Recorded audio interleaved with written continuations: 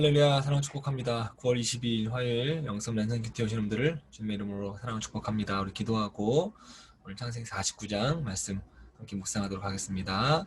사랑과 은혜가 많으신 하나님 아버지 감사합니다. 오늘도 주님의 은혜 가운데 하루를 시작하게 하신 것 감사합니다.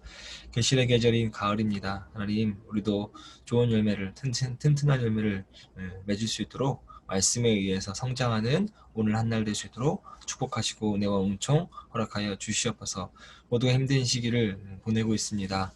하나님, 홀로 걸어가지 아니하고 함께 걸어갈 수 있는 공동체, 또 앞에서 인도하시는 하나님을 믿고 나아가는 저희들의 모든 삶과 공동체가 되어져서 승리할 수 있도록 인도하시고 축복하여 주시옵소서.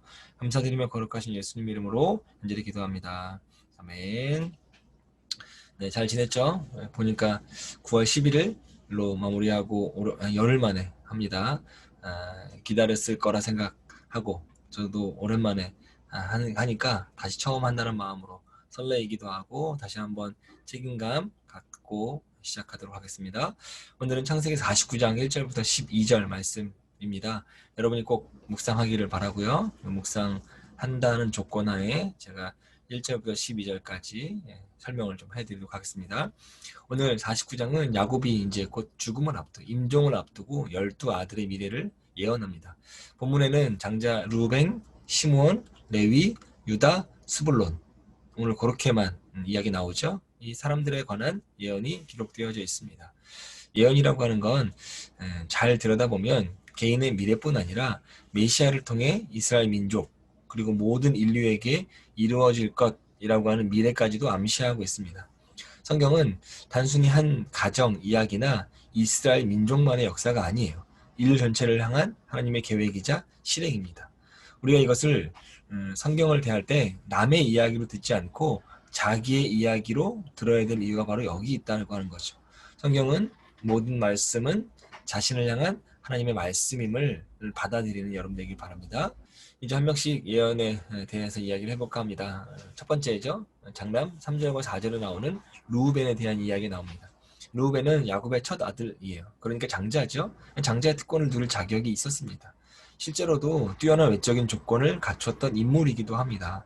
3절에 보면 루벤아 너는 나의 맏아들이다. 나의 힘, 나의 정력의 첫 열매다.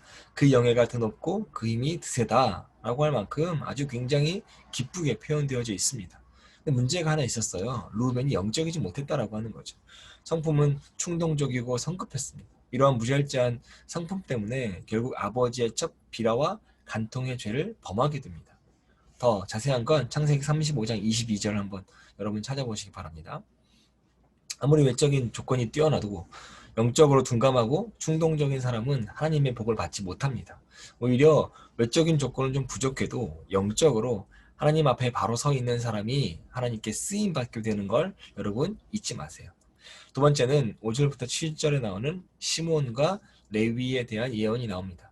시므온과 레위라고 하는 건 이 폭력적인 성향이 굉장히 강한 사람들이에요.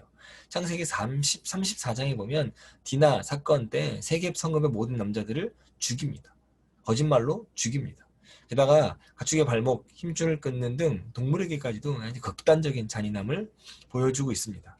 이 모든 죄에 대한 대가로 그들의 후손이 이스라엘 중에서 흩어지게 될 것이다 라고 예언하고 있죠.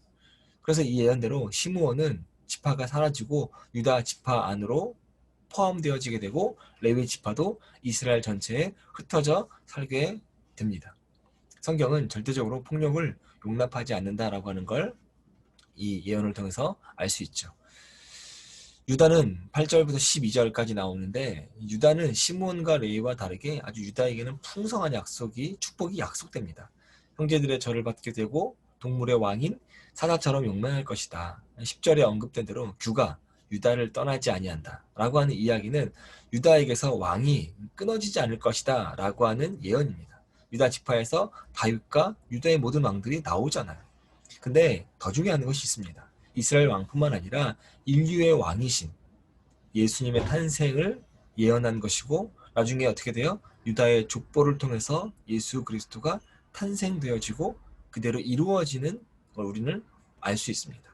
전 인류를 구원한 역사가 이미 야곱의 아들들을 통해서 준비되어지고 있었다라고 하는 거죠. 성경의 역사는 두 가지입니다. 예언과 성취로 나눠져요. 예언된 말씀은 반드시 성취됩니다. 이 성취에 앞서서 예언이 먼저 주어지는 이유가 무엇이냐면 그 일이 우연한 게 아니다. 하나님의 계획 가운데 있었다라고 하는 걸 우리로 믿게 하기 위해서 먼저 예언이 주어지고 후에 그 말씀이 성취되어지는 방향으로 나아갑니다. 그러므로 하나님의 말씀, 절대적 진리임을 확신하시기를 주님의 이름으로 축복합니다. 우리가 이 땅에서 의지할 유일한 기준과 가치는 성취가 약속되어지고 있는 하나님의 말씀뿐이라고 하는 걸 여러분 꼭 믿으시기 바랍니다.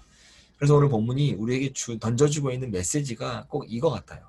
여러분은 오늘도 그 말씀을 믿고 순종하고 있는가? 라고 하는 질문이죠. 여러분 더 묵상을 통해서 이 질문에 대해서 곰곰이 한번 생각해보고 또 깊은 묵상을 해보시기 바랍니다. 나는 정말 말씀을 믿고 그 말씀에 따라 순종하는 삶을 살고 있는가? 그 답을 꼭 찾으시기 바랍니다. 오늘 하루도 주님의 은혜 안에서 승리하시기를 기도하고요. 주님의 이름으로 영씀의 모든 청년들을 사랑하고 축복합니다. 우리 내일 또 수요일날 영상으로 만나도록 하겠습니다. 내일 만나겠습니다.